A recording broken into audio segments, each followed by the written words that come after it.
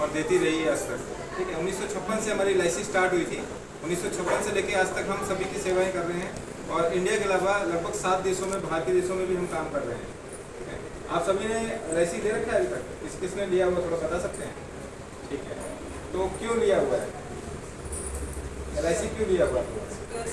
Security के लिए। बिल्कुल सही बात है। LIC बेसिकली जो काम करता है वो रिस्क कवर करता है, रिस्क कवर देता है, सिक्योरिटी देता है। सेविंग्स के नाम पे तो आप बहुत सारी चीज़ें हैं, जैसे बैंक्स में जा सकते हैं और भी चीज़ें हैं, लेकिन LIC जो बेसिकली लिया जाता है वो सिक्योरिटी के लिए जाता है कि ज़िंदगी के साथ भी और ज़िंदगी के बाद भी। ठीक है, इसका मतलब क्या है? जैसे हमारे पास अलग प्रकार के प्लान्स होते हैं, जैसे चिल्ड्रन प्लान है हमारे पास, रिटायरमेंट सेविंग है।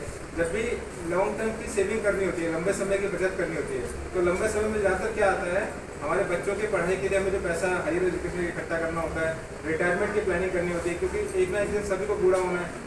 तो उस वक्त क्या है, शरीर में इतना ताकत नहीं रहेगी और इतना हम काम नहीं कर पाएंगे, इतना पैसा शायद नहीं कमा पाएँ। तो अपने पास जो हम सेविंग करते हैं वो सेविंग ऐसी जगह होनी चाहिए जहाँ पे एकदम सेफ हो, क्योंकि भविष्य में नहीं पता कि क्या हो क्या नहीं हो। तो एक तो सेफ होनी चाहिए और उसमें हमें ठीक ठाक पैसा आता रहे, ब्याज मिलता रहे। इन सब चीज़ों के लिए जो LIC है सबसे बेस्ट प्लान बना के देती है।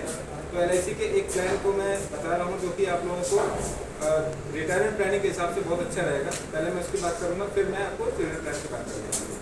तो एक हमारा प्लान है जिसमें उसका नाम है जीवन उमंग, क्योंकि सबसे बेस्ट प्लान है और सबसे ज़्यादा बिकता है। उसकी सबसे खास बात यह है कि उसमें जो भी आपको हम रिटायरमेंट में पैसा देते हैं वो टैक्स फ्री होता है।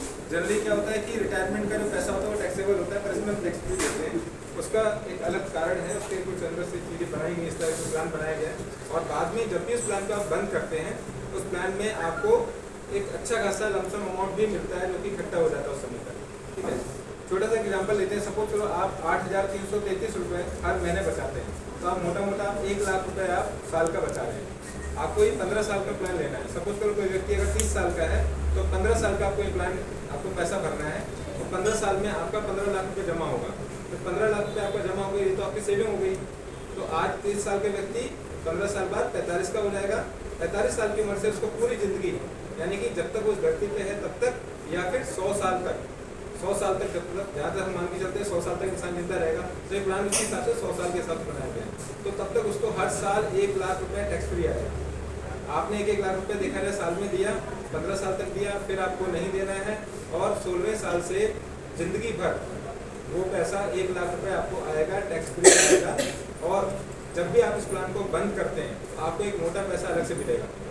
ठीक है, जैसे 30 साल के व्यक्ति है, अगर वो उसको 15 साल बाद 45 का हो जाएगा, 45 से लेकर अगर वो अगले 15 साल तक पैसा लेता रहता है तो 60 साल तक उसको 1-1 लाख रुपये मिला।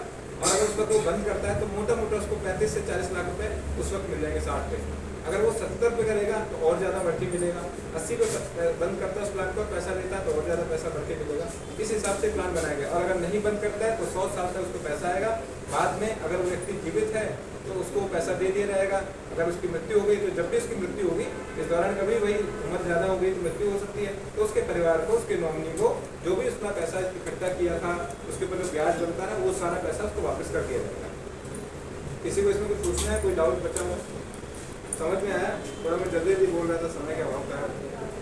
तो एक तो ये प्लान हो गया, प्लस एक मैं चिल्ड्रन प्लान के बारे में बताना चाहता हूँ। जैसे यहाँ पे क्या सभी छोटे बच्चे आते हैं, छोटे बच्चे के जो अभिभावक हैं तो वो अपने बच्चों के लिए पढ़ाई के लिए पैसा जोड़ना चाहते हैं। अब जनरली क्या होता है, लोग बैंकों में FD करा लेते हैं, थोड़ा थोड़ा पैसा जोड़ते रहते हैं। FD बहुत अच्छी चीज़ है, लेकिन FD में और हमारे प्लान से थोड़ा फर्क है।